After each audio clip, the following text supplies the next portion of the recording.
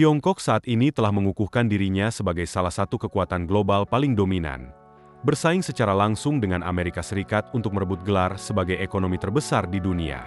Namun, di balik ketegangan ekonomi yang sering menjadi sorotan media internasional, ada satu medan lain yang secara diam-diam sedang dikuasai oleh negeri tirai bambu ini, yakni teknologi.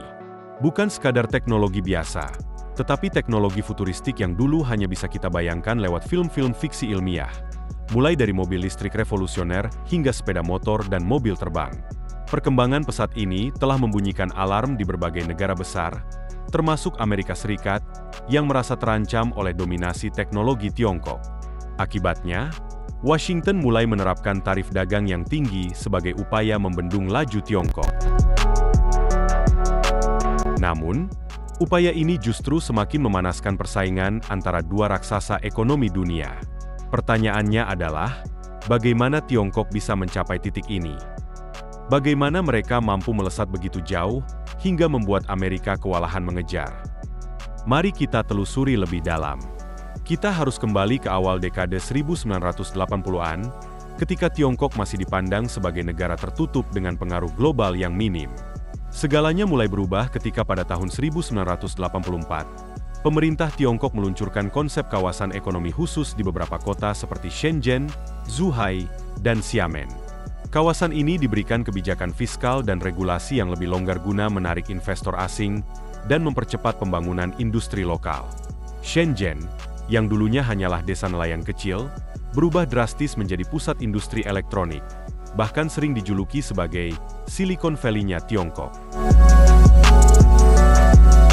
Dari sinilah inovasi demi inovasi mulai lahir, menjadikan Tiongkok sebagai pionir dalam berbagai teknologi canggih yang kini bahkan merambah sektor mobil terbang. Salah satu pencapaian paling mencolok datang dari perusahaan Chekpang Aero HT, yang menciptakan kendaraan udara canggih bernama Shakpang X3. Beratnya hampir 2 ton, dilengkapi dengan 8 rotor yang memungkinkan lepas landas dan mendarat secara vertikal.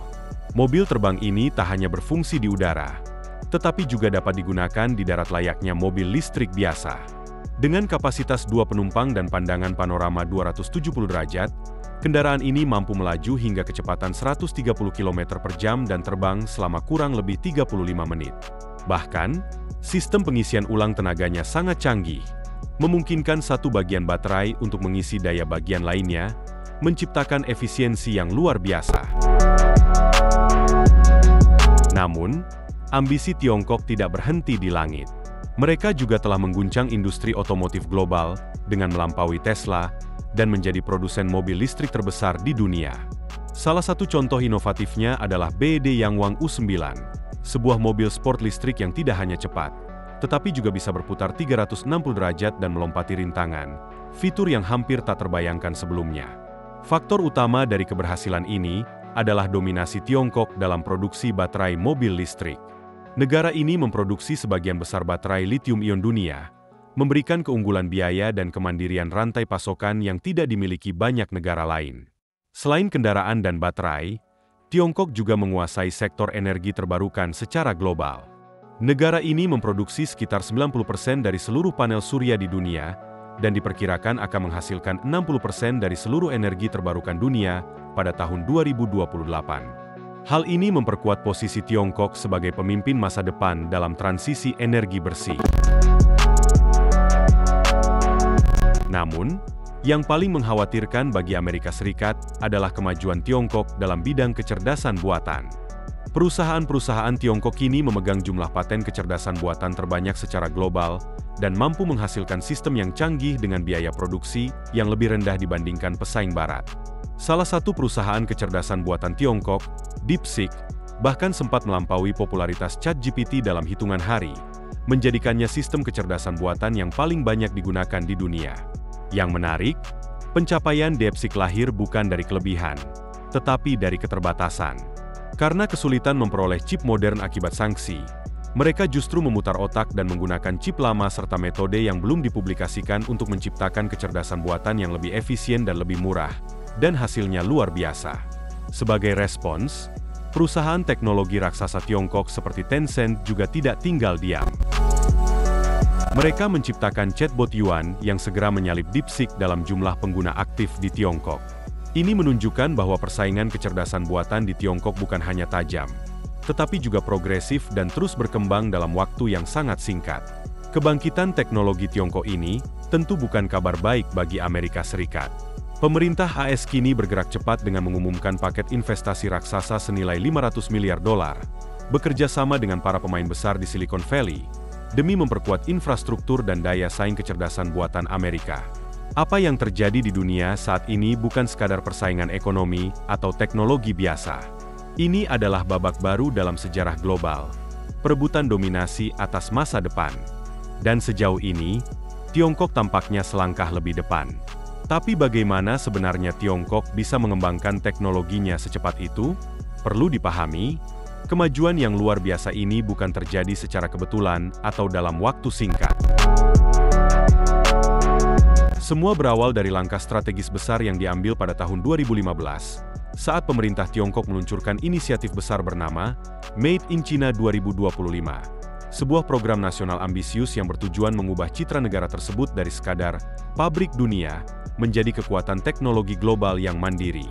Lewat kebijakan ini, Tiongkok tidak lagi ingin dikenal hanya sebagai produsen barang murah untuk ekspor, tetapi ingin membangun ekosistem teknologi dan industri canggihnya sendiri. Fokus utamanya adalah menguasai rantai pasok dalam negeri di sektor-sektor penting seperti robotika, kendaraan listrik, energi terbarukan, kecerdasan buatan, dan bioteknologi. Program ini mencakup 250 target khusus yang tersebar di 10 sektor strategis. Menurut laporan South China Morning Post, 86 dari target tersebut telah berhasil dicapai sepenuhnya. Bahkan dalam beberapa bidang seperti energi bersih dan mobil listrik, kemajuannya melampaui ekspektasi awal.